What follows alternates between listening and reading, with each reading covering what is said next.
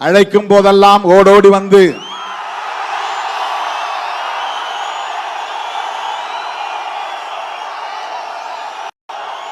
அதுவும் லட்சக்கணக்கிலே திரண்டு வந்து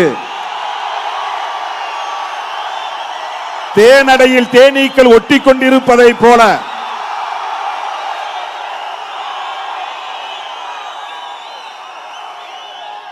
எல் விழுந்தால் எல் இறங்காது என்று சொல்லக்கூடிய அளவுக்கு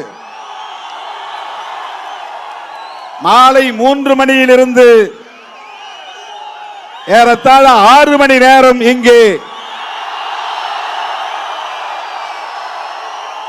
இந்த மேடையை முற்றுகையிடும் படையினை போல இங்கே திரண்டிருக்கிற என் உயிரின் உயிரான விடுதலை சிறுத்தைகளே,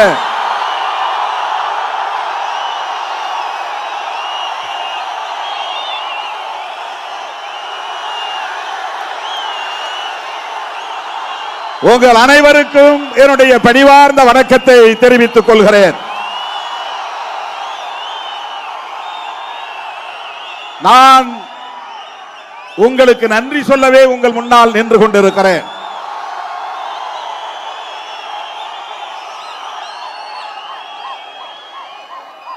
சில மாதங்களுக்கு முன்புதான் ஒட்டுமொத்த அரசியல் களத்தையும் அதிரச் செய்யக்கூடிய வகையில்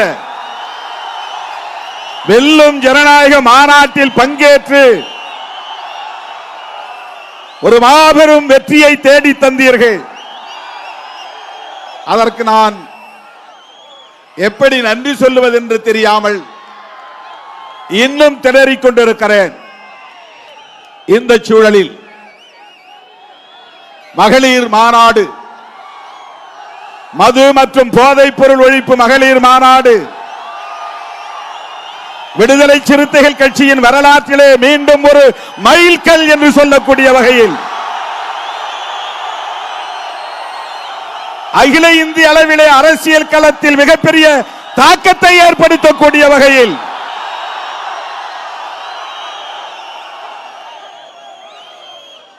லட்சக்கணக்கிலே திரண்டு வந்து இந்த மாநாட்டை வெற்றி பெற செய்து கொண்டிருக்கிற என் உயிரின் உயிரான விடுதலை சிறுத்தைகளே, உங்கள் காலடிகளில் என் நன்றியை காணிக்கையாக்குகிறேன். எந்த மாநாட்டிலும் இல்லாத ஒரு சிறப்பு இந்த மாநாட்டில் லட்சக்கணக்கான பெண்கள் இந்த மாநாட்டுக்கு திரண்டு வந்திருக்கிறார்கள்.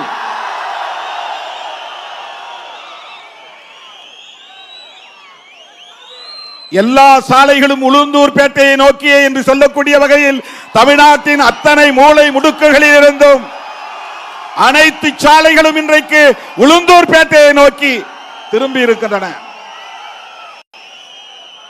எங்கு பார்த்தாலும் நீலம் சிவப்பு மயம். மகளிர் சீருடை அணிந்து வந்திருக்கிற நிகழ்வு இந்த நிகழ்வு. எங்கே வானம் பொத்துக்கொண்டு மழையை கொட்டுமோ என்று நான் அஞ்சியபடியே அமர்ந்திருந்தேன். எப்போதும் இயற்கை நம்பக்கம்தான், எப்போதும் இயற்கை நம்பக்கம்தான், எப்போதும் இயற்கை நம்பக்கம்தான். இன்றைக்கும் நம் பக்கம் நிற்கிறது. இந்த மாநாடு வெற்றி பெறுவதற்கு இயற்கை மிகப்பெரிய அளவிலே நமக்கு ஒத்துழைத்திருக்கிறது. இருட்டிக் கொண்டே இருக்கிறது. எங்கே நீங்கள் அணை உடைந்த வெள்ளம் போல் இங்கு பாய்ந்து வந்தீர்களோ அதை போல மழையும் அணை உடைந்த வெள்ளம் போல் மேகங்களை உடைத்துக் கொண்டு இங்கே கொட்டிவிடுமோ என்று நான் கவலையில் இருந்தேன்.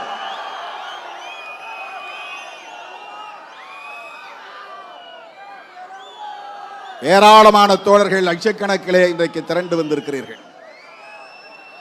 ஒற்றை கோரிக்கை மதுவிலக்கு என்பதுதான். இது நாம் புதிதாக எழுப்புகிற கோரிக்கை அல்ல.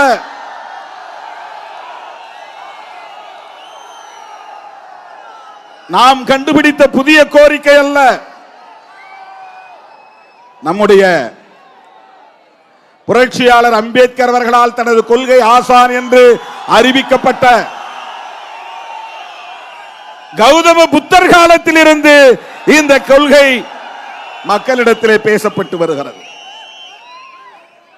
திருமாவளவன் திடீரென்று ஏன் மதுவிலக்கை பற்றி பேசுகிறார் என்று ஆளாளுக்கு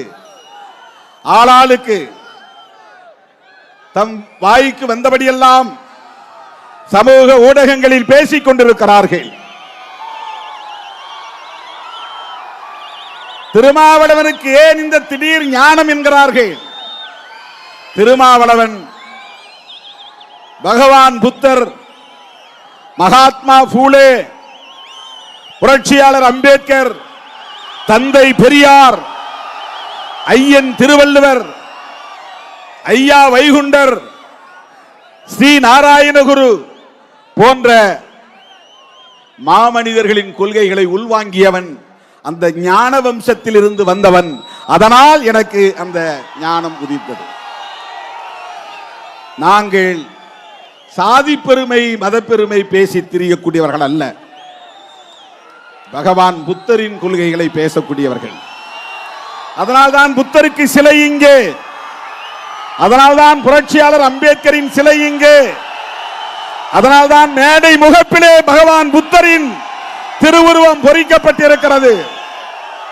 முகப்பிலே இருக்கிற வரவேற்பு வளைவிலே ஒரு புறம் ஐயன் திருவள்ளுவர், இன்னொரு புறம் கௌதம புத்தர், ஒரு புறம் தந்தை பெரியார், இன்னொரு புறம் பேரறிஞர் அண்ணா, ஒரு புறம் புரட்சியாளர் அம்பேத்கர், பெருந்தலைவர் காமராஜர். இந்த மாநாட்டிலே மிக முக்கியமாக ஒரு கவனிக்க வேண்டிய ஒரு செய்தி, இதுவரையில் நம் மேடைகளில் பார்த்திராத ஒன்று, இதுவரையில் நாம் பயன்படுத்தப்படாத ஒரு உருவம், இரண்டு உருவங்கள். ஒருவர் தேசப்பிதா காந்தியடிகள், அவருக்கு இங்கே வெட்டுருவங்களை வைத்திருக்கிறோம். இன்னொருவர் மூதறிஞர் ராஜாஜியின் வெட்டுருவத்தை, கட் அவுட் வெட்டுருவத்தை வைத்திருக்கிறோம்.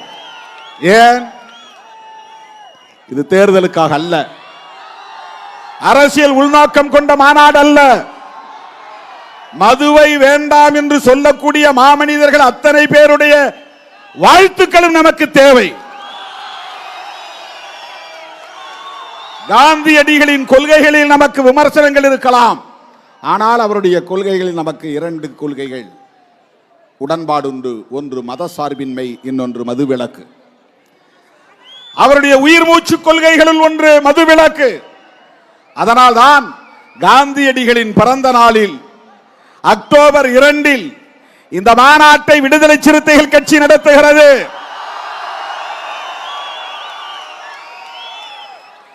அதிலும் சில அறிவுஜீவிகள் விமர்சனம் செய்தார்கள். ஏன் அம்பேத்கர் பிறந்த நாள் கிடைக்கவில்லையா? அவருடைய நினைவு நாள் இல்லையா? எதற்காக காந்தி பிறந்த நாள்? நாம் முதலில் அறிவித்தது செப்டம்பர் 17 தந்தை பெரியார் பிறந்த நாள். அதை தள்ளி வைத்ததற்கு 2 காரணம். ஒன்று, நாடாளுமன்ற கூட்டத்தொடரில் நாம் கவனம் செலுத்த நேர்ந்து விட்டது, மாநாட்டுக்கு கால அவகாசம் இல்லை. இரண்டாவது, இந்த பகுதியிலே பாட்டாளி மக்கள் கட்சியை சார்ந்தவர்கள் சமூக நீதி நாள் என்று 17ஆம் தேதி விழுப்புரம் மாவட்டம் எங்கும் நிகழ்ச்சி நடத்துவதுண்டு. அப்படிப்பட்ட சூழலில் எதிரும் புதிருமாக மக்கள் திரண்டு வருவதை தவிர்க்க வேண்டும் என்பதற்காக, அந்த காரணங்களுக்காக செப்டம்பர் 17 நடத்துவதாக அறிவிக்கப்பட்ட மாநாட்டை காந்தியடிகளின் பிறந்த நாள் அடுத்து வருகிறது. அந்த நாள் பொருத்தமான நாள், சரியான நாள் என்று முடிவு செய்து நாம் அறிவித்து இன்றைக்கு நடத்தி கொண்டிருக்கிறோம். தோழர்களே, கௌதம புத்தர் 5 ஒழுக்கங்களை, பஞ்சசீலங்களை போதித்தவர். அதிலே மிக முக்கியமானது மதுவிலக்கு. மது அருந்தக்கூடாது, மது அருந்தக்கூடாது, பொய் சொல்லக்கூடாது, திருடக்கூடாது. இதெல்லாம் புத்தரின் போதனைகள். கொலை செய்யக்கூடாது, வரைமுறையற்ற காமம் கூடாது. இது பகவான் புத்தர் உலகமெங்கும் வாழுகிற ஒட்டுமொத்த மாந்த குலத்திற்கு போதித்தார். இந்தியாவில் இருக்கிறவர்களுக்கு மட்டுமல்ல, அவர் வாழ்ந்த காலத்தில் அவர் வாழ்ந்த சாம்ராஜ்யத்திற்கு மட்டும் சொல்லவில்லை, உலகமாந்தர் யாவருக்கும் சொன்னார், மனித குலத்துக்கே சொன்னார். இந்த 5ஐ நீ செய்யாமல் இருந்தால் உனக்கு எந்த துன்பமும் வராது. இதுதான் பகவான் புத்தருடைய போதனைகள். அதில் மதுவிலக்கு ஒன்று. அவர் உலகம் முழுதும் உள்ள மனிதர்களுக்கு சொன்னார். அவர் மாமனிதர் சொன்னார், நான் எளியவன், அதனால் தமிழ்நாட்டில் சொல்லுகிறேன், இந்தியாவெங்கும் வேண்டும் என்று சொல்லுகிறேன். அவருடைய கொள்கையை பின்பற்றி சொல்லுகிறேன்.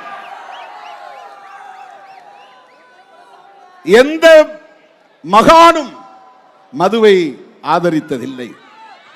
பகவான் புத்தர் மட்டுமல்ல, இயேசு பெருமான் மதுவை ஆதரித்ததில்லை. அதைவிட உலகம் முழுவதும் போற்றப்படக்கூடிய மதுவை தொடக்கூடாது என்பதை இன்றைக்கும் நடைமுறைப்படுத்திக் கொண்டிருக்கிற ஒரு மார்க்கம், ஒரு சமூகம் இருக்கிறது என்றால் அது இஸ்லாம் மார்க்கம், இஸ்லாமிய சமூகம் என்பதை யாரும் மறுத்துவிட முடியாது. இன்றைக்கு நீங்கள் சவுதி அரேபியாவிலே மதுக்கடைகளை பார்க்க முடியாது. துபாய் போன்ற அரபு நாடுகளிலே மதுக்கடைகளை பார்க்க முடியாது. நபிகள் நாயகம் தோன்றி மறைந்து 1400 ஆண்டுகளுக்கு மேலாகிறது. ஆனால் உலகம் முழுவதும் ஒரு சமூகம் மதுவை தொடாமல் அதை பின்பற்றி வருகிறது என்று சொன்னால் அது நபிகள் நாயகத்தின் போதனை. மது பாவங்களின் தாய் என்று சொன்னவர் நபிகள் நாயகம். பாவம் செய்வதற்கான தாய்தான் மது என்று சொன்னவர் நபிகள் நாயகம். இந்த நாள் வரையில் அந்த சமூகம் அதை பின்பற்றுகிறது. ஒரு சமூகத்தையே மதுவை தொடாத சமூகமாக மாற்றிய பெருமை நபிகள் நாயகத்தை சாரும். அந்த மாமனிதர்கள் சொன்னதை இன்றைக்கு நாம் மக்களுக்கு சொல்லுகிறோம், அவ்வளவுதான். 2000 ஆண்டுகளுக்கு முன்னால் தோன்றிய ஐயன் திருவள்ளுவன் கல்லுண்ணாமை என்கிற பெயரில் ஒரு அதிகாரமே எழுதியிருக்கிறார். கல்லுண்ணாமை என்கிற பெயரில் ஒரு அதிகாரமே எழுதியிருக்கிறார். அவர் புத்தரின் வழிவந்தவர் அல்ல, புத்த சங்கத்தில் சேர்ந்தவர் அல்ல, அல்லது அவர் எந்த அரசியல் இயக்கத்தையும் சார்ந்தவர் அல்ல. ஒட்டுமொத்த மனித குலத்துக்கும் வழிகாட்டக்கூடிய ஒரு மகான். யார்? ஐயன் திருவள்ளுவர். ஐயன் திருவள்ளுவர் அவர் கல்லுண்ணாமை என்கிற ஒரு அதிகாரமே 10 குறள்களை அதற்காக எழுதியிருக்கிறார். உலகத்தில் தோன்றிய மகான்கள் யாரும் மதுவை ஆதரித்து பேசியதில்லை, ஒழிக்க முடியாது என்றும் சொல்லவில்லை, அதை கண்டும் காணாமல் கடந்து போவோம் என்று சொல்லவில்லை. ஐயன் திருவள்ளுவனின் கொள்கைகளை நாம் உள்வாங்கியவர்கள். நான் முருகப்பெருமானை கண்டேன் என்று சொன்ன காலம் ஒன்று உண்டு.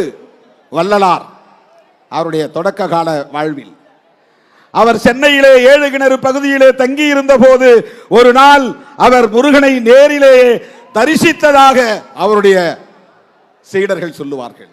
அவரே சொன்னார் என்று.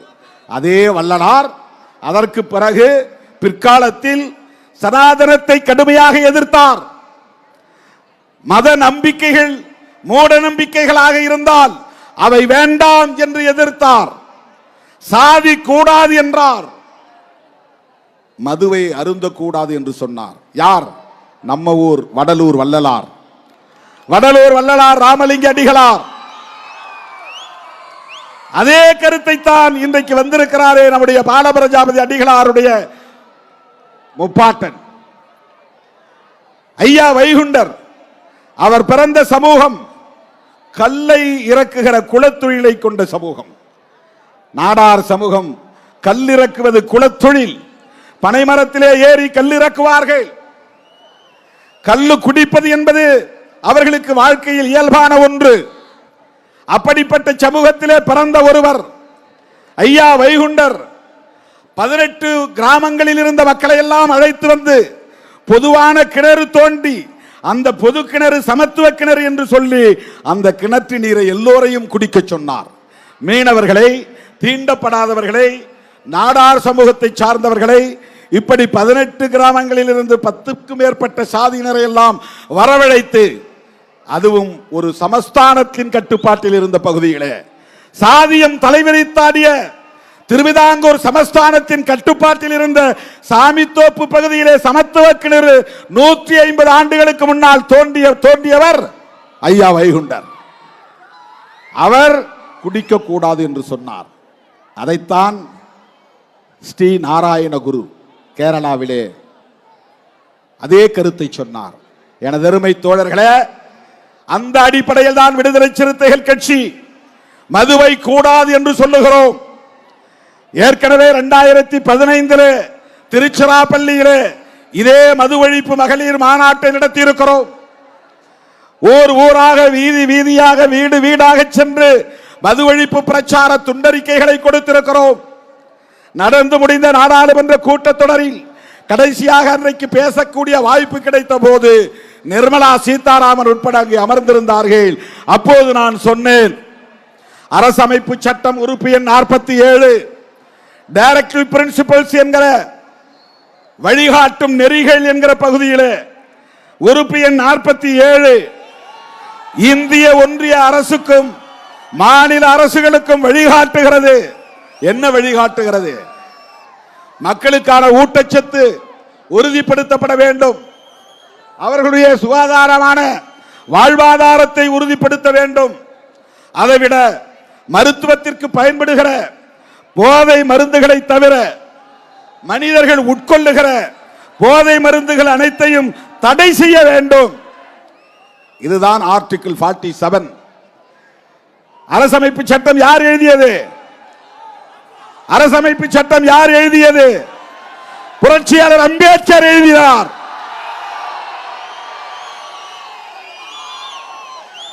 அவர் எங்க மதுவை ஒழிக்க வேண்டாம் சொன்னார்னு சில பேர் இப்ப எடுத்து பேசிட்டு இருக்கிறான். அவர் மதம் மாறி பௌத்தத்தை தழுவிய போது 22 உறுதிமொழிகளை ஏற்றுக்கொண்டார். அந்த 22 உறுதிமொழிகளில் ஒரு உறுதிமொழி, நான் என் வாழ்நாளில் ஒரு முறை கூட மதுவை தொடமாட்டேன். அவன் தான் புத்திஸ்ட். புத்திஸ்ட் யார்? மதுவை தொடமாட்டேன். புரட்சியாளர் அம்பேத்கர் அவர்கள் உறுதிமொழியை ஏற்றுக்கொண்டார். உறுதிமொழியை ஏற்றுக்கொண்டார். அந்த 47 அரசமைப்பு சட்டம் உறுப்பு எண் 47 சொல்லுவதை சுட்டிக்காட்டி நாடாளுமன்றத்தின் மக்களவையிலே நான் பேசினேன். இந்திய அளவில் மதுவிலக்கு வேண்டும் என்பதுதான். உடனே தமிழ்நாட்டில் மதுவிலக்கு வேண்டான்ட்டார் திருமாவளவன். இந்த அரைவேக்காடுகள் எல்லாம் ஊடகங்களிலே வாய்க்கு வந்தபடி விமர்சனங்கள். தமிழ்நாடு உட்பட இந்தியா முழுவதும் மதுவிலக்கு வேண்டும். தமிழ்நாட்டில் இருக்கிறவர்கள் மட்டும்தான் பாதுகாக்கப்பட வேண்டும் என்று இல்லை. இந்தியா முழுவதும் எளிய மக்கள் பாதிக்கப்படுகிறார்கள். உழைக்கிற மக்களின் வாழ்வாதாரம் சுரண்டப்படுகிறது. மனித வளம் பாழாகிறது. இவ்வளவு பேர் இருக்கிறோம். இதுல எத்தனை பேர் என்ஜினியர் என்று தெரியாது? என்ஜினியர் இருக்கலாம். உங்களில் எத்தனை பேர் டாக்டர் என்று தெரியாது? உங்களில் டாக்டர்கள் வரலாம். உங்களில் எத்தனை பேர் சினிமா இயக்குநர்களாக இருப்பீர்கள் என்று தெரியாது. உங்களில் இருந்து சிறப்பான புகழ்பெற்ற சினிமா திரைப்பட இயக்குநர்கள் வரலாம். உங்களில் எத்தனை பேர் ஆற்றல் வாய்ந்த பேச்சாளர்கள் இருப்பீர்கள் என்று தெரியாது. உங்களில் பேச்சாளர்கள் வரலாம். உங்களில் எத்தனை பேர் சிறந்த கவிஞர்கள் இருப்பீர்கள் என்று எனக்கு தெரியாது. மிக சிறப்பான கவிதைகளை படைக்கிற படைப்பாளிகள் நீங்கள் இருக்கலாம். உங்களில் எத்தனை பேர் பேராசிரியர்களாக இருப்பீர்கள் எனக்கு தெரியாது. வரலாம். இங்கே வந்திருக்கிற லட்சக்கணக்கான இளைஞர்களில் இளம் பெண்களில் பல பேர் பேராசிரியர்களாக வர முடியும், வழக்கறிஞர்களாக வர முடியும், நீதிபதிகளாக வர முடியும். அதைவிட சிறந்த தலைவர்களாக உருவாக முடியும்.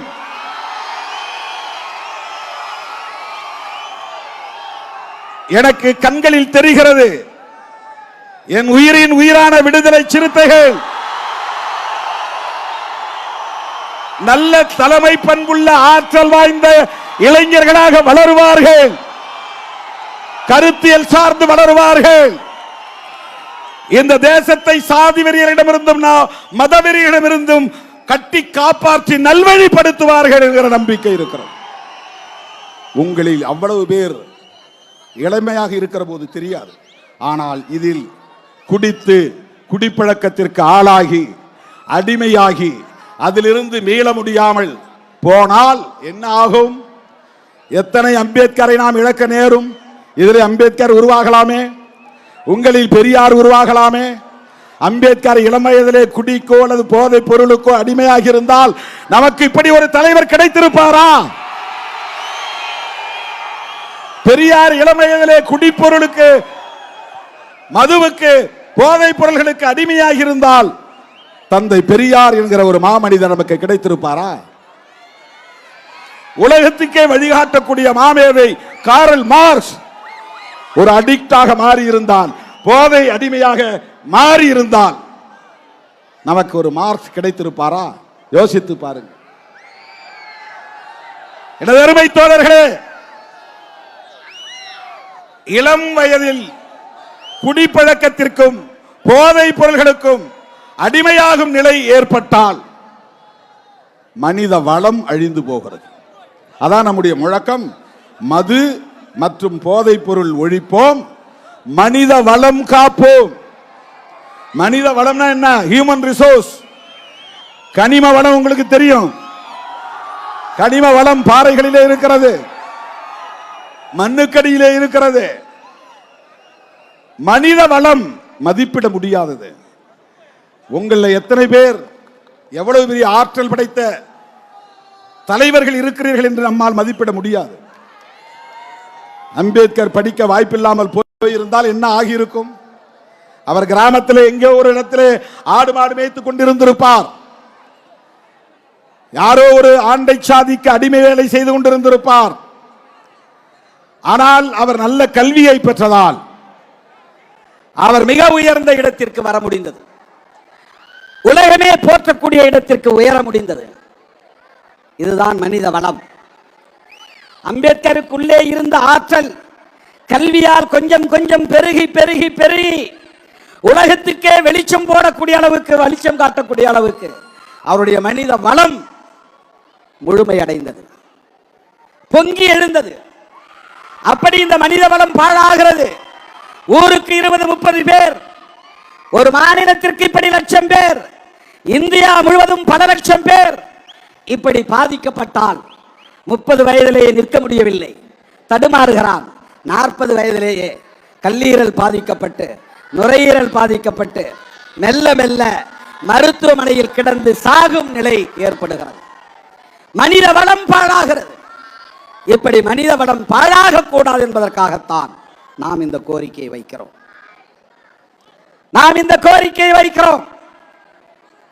இந்த மாநாட்டில் யார் வேண்டுமானாலும் பங்கேற்கலாம். இது அனைவருக்குமான பொது கோரிக்கை.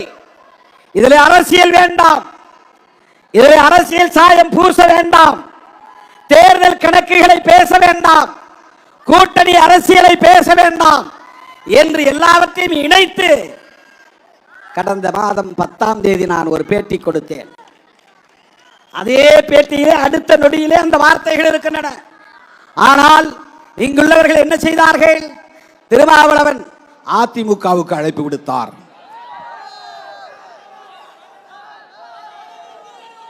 கூட்டணி மாறப்போகிறார். ஒட்டுமொத்தமாக இந்த மாநாட்டின் உயர்ந்த நோக்கத்தையே சிதைத்து விட்டார்கள். மதுவை ஒழிக்க முடியுமா முடியாதா என்று விவாதத்தை நடத்தியிருக்க வேண்டும். போதைப் பொருள்களை ஒழிக்க முடியுமா முடியாதா என்ற விவாதத்தை நடத்தியிருக்க வேண்டும். மதுவை வியாபாரம் செய்யக்கூடிய சந்தையிலே எந்த மாஃபியா கும்பல் இருக்கிறது என்பதை பற்றி விவாதித்திருக்க வேண்டும். போதைப் பொருள்கள் தமிழ்நாட்டில் மட்டும்தான் பயன்பாட்டில் இருக்கிறதா, இந்தியா முழுவதும் இருக்கிறதே, அந்த போதைப் பொருள்களின் புழக்கத்திற்கு பின்னால் இருக்கிற மாஃபியா கும்பல் யார் யார் என்று விவாதம் நடத்தி இருக்க வேண்டும்.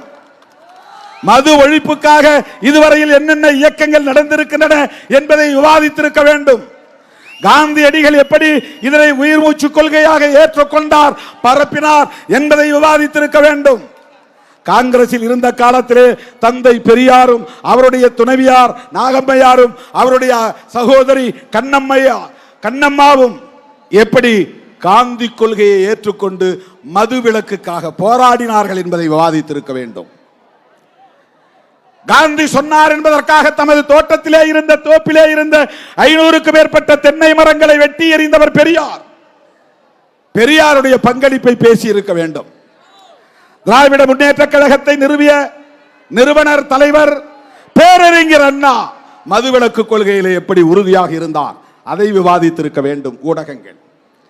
ஊடகங்களில் பேசக்கூடியவர்கள் அதை பேசியிருக்க வேண்டும். திருமாவளவன் இப்போது கிளம்பியிருக்கிறாரே, இவரால் மதுவை ஒழித்து விட முடியுமா என்று, மதுவை ஒழிப்பதற்கு என்ன சாத்தியக்கூறுகள் இருக்கின்றன, ஒழிக்க முடியாது என்பதற்கு என்ன சிக்கல்கள் இருக்கின்றன என்பதை விவாதித்திருக்க வேண்டும். ஏன் ஐயன் திருவள்ளுவன் கல்லுண்ணாமை என்கிற அதிகாரத்தில் 10 குறளை எழுதினார் என்பதை விவாதித்திருக்க வேண்டும். அப்படியெல்லாம் இவர்கள் பேசவில்லை. அற்ப காரணத்தை நம்முடைய மாநாட்டுக்கு கற்பித்தார்கள். திருமாவளவன் ஏதோ கணக்கு போட்டுதான், இன்னும் 1.5 வருஷத்துக்கு மேல இருக்கு, 18 மாதங்கள் இருக்கின்றன. எதுக்கு? 2026 சட்டமன்ற தேர்தலுக்கு இன்னும் 18 மாதங்கள். இதுல 3 மாசம், 25 12 மாசம், அதுல ஒரு 4 மாசம், அவ்வளவு நாட்களுக்கு பின்னால் வரப்போகிற தேர்தலுக்கு இப்போதே நாம் அடி போடுகிறோம் என்று அரசியல் பேசுகிறார்கள், விவாதம் செய்கிறார்கள். இந்த மாநாட்டின் உயர்ந்த நோக்கத்தையே திசை திருப்பி விட்டார்கள், மடைமாற்றம் செய்து விட்டார்கள். எல்லாரும் சேர்ந்து காவிரி நீருக்காக பேச வேண்டும் என்று நாம் சொன்னதில்லையா? ஈழத்தமிழர் பிரச்சனை வந்த போது திமுக அதிமுக எல்லோரும் சேர்ந்து ஒற்றை குரலாக பேச வேண்டும் என்று நாம் சொன்னதில்லையா? சில பிரச்சனைகளுக்காக நாம் சேர்ந்து பேசுவது தானே தேவை. மது ஒழிப்பு என்பது தமிழ்நாட்டுக்கான பிரச்சனையா? அது ஒரு தேசிய பிரச்சனை இல்லையா? இந்தியா முழுவதும் அது பிரச்சனையாக இருக்கிறதா இல்லையா? தமிழ்நாட்டில் மட்டும்தான் மதுக்கடைகள் திறந்திருக்கின்றனவா? ஆந்திராவிலே இல்லையா? கேரளாவிலே இல்லையா? அங்கே குடிப்பவர்கள் யார்? அதனால் பாதிக்கப்படுகிறவர்கள் யார்? இளம் வயதிலேயே செத்து போகிறவர்கள் யார்? உழைக்கிற மக்கள் தானே. கேரளாவிலும் தான் இருக்கிறது, எந்த மாநிலத்திலே இல்லை? பீகார் குஜராத்தை தவிர. வடகிழக்கு மாநிலங்களில் மிசோரம் நாகாலாந்தை தவிர இந்தியா முழுவதும் ட்ரை டேஸ் 4 நாள் தான். ட்ரை டேஸ்னா என்னன்னா உலர்ந்த நாட்கள், ஈரம் இல்லாத நாட்கள். அது ஆங்கிலத்தில் சொல்றான். காந்தி பிறந்த நாள், காந்தி ஜெயந்தி, இன்னைக்கு ட்ரை டே இந்தியா முழுவதும். ஆனா நேத்தே வாங்கி வச்சிருப்பானுங்க சரக்க, இன்னைக்கு அடிப்பானுங்க கடை மூடிடும். நாளைக்கு மூட போறான்னு தெரிஞ்சா முத நாளே டபுளா வாங்கி வச்சிருவாங்க. அதனால இன்னைக்கு ட்ரை டேங்கிறதெல்லாம் சும்மா. காந்தி ஜெயந்தி அன்னைக்கு கடைகளை மூடுறாங்க இந்தியா முழுக்க. சுதந்திர தினத்தன்னைக்கு கடைகளை மூடுறாங்க இந்தியா முழுக்க. குடியரசு தினத்தன்னைக்கு கடைகளை மூடுறாங்க. மகாவீரர் பிறந்த நாள் கடைகளை மூடுறாங்க. கௌதம புத்தர் பிறந்த நாள் கடைகளை மூடுறாங்க. இப்ப ஐயா பாலபிரஜாபதி அடிகளார் வைகுண்டர் பிறந்த நாளிலும் கடைகளை மூடுங்கள், லீவு விடுங்கள், விடுமுறை விடுங்கள் என்று கேட்கிறார். இந்த 7-8 நாட்கள் தான் தோழர்களே இந்தியா முழுவதும் கடைகள் மூடப்படுகிற நாட்கள். மற்ற நாட்கள் எல்லாம் ஆராய் பெருக்கெடுத்து ஓடுகிறது. இந்தியா முழுவதும் மதுவிலக்கு வேண்டுமா வேண்டாமா? இந்தியா முழுவதும் மதுக்கடைகளை மூட வேண்டுமா வேண்டாமா? அப்படி ஒரு கோரிக்கையை எழுப்புவது நம்முடைய கடமையா இல்லையா? சாதி ஒழிப்பை ஒரு மாநிலத்துக்குள்ள சுருக்கி பார்க்க முடியாது, அது தேசிய பார்வை. மத பிரச்சனையை ஒரு மாநிலத்துக்குள்ளே சுருக்கி பார்க்க முடியாது, அது தேசிய பார்வை கொண்டு அணுக வேண்டும். அப்படித்தான் மது மற்றும் போதைப் பொருள்களை ஒழிப்பது.